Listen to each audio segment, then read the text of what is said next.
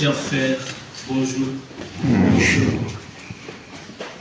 L'évangile de ce jour nous place au cœur de la prière que la tradition chrétienne appelle la prière sacerdotale de Jésus. Et cette prière s'inscrit évidemment dans la tradition juive.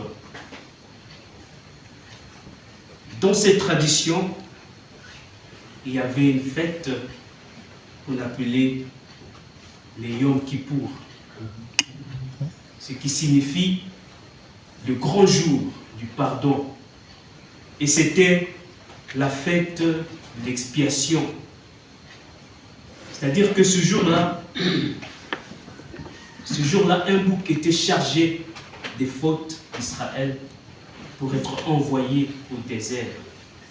Et ce jour-là, les grands prêtres devraient prier d'abord pour ses péchés, pour le péché de la classe sacerdotale, mais aussi pour le péché de la communauté, de toute la communauté d'Israël.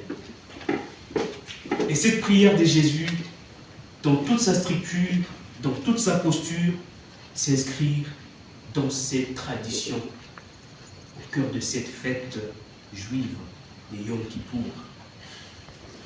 Pourquoi je le dis ainsi? C'est parce que, au cœur de cette prière, on peut identifier trois moments. D'abord, le Christ se présente comme le grand prêtre. Il se présente aussi comme la victime du sacrifice à offrir. Et les trois moments, c'est que le premier, nous voyons d'abord la demande du Christ. Je l'ai dit, les grands prêtres priaient d'abord pour ses péchés.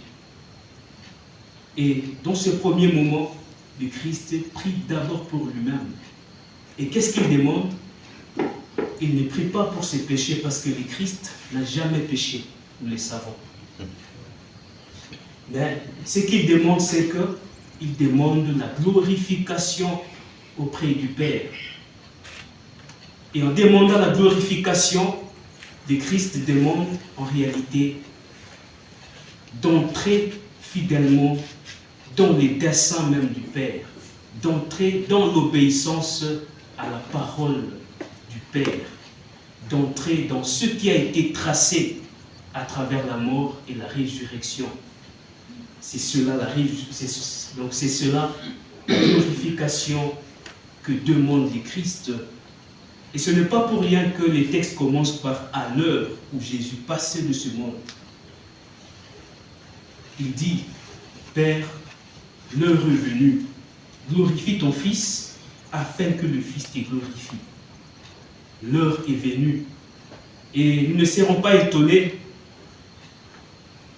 lors de la dernière scène, quand Judas a quitté la pièce, le Christ a repris la même parole. Maintenant, le Père est glorifié dans le Fils. Et cette heure est venue. C'est l'heure de la glorification. C'est l'heure où le Christ devrait entrer dans sa mort et dans sa résurrection. Et le deuxième moment, c'est le moment où le Christ prie pour ses disciples.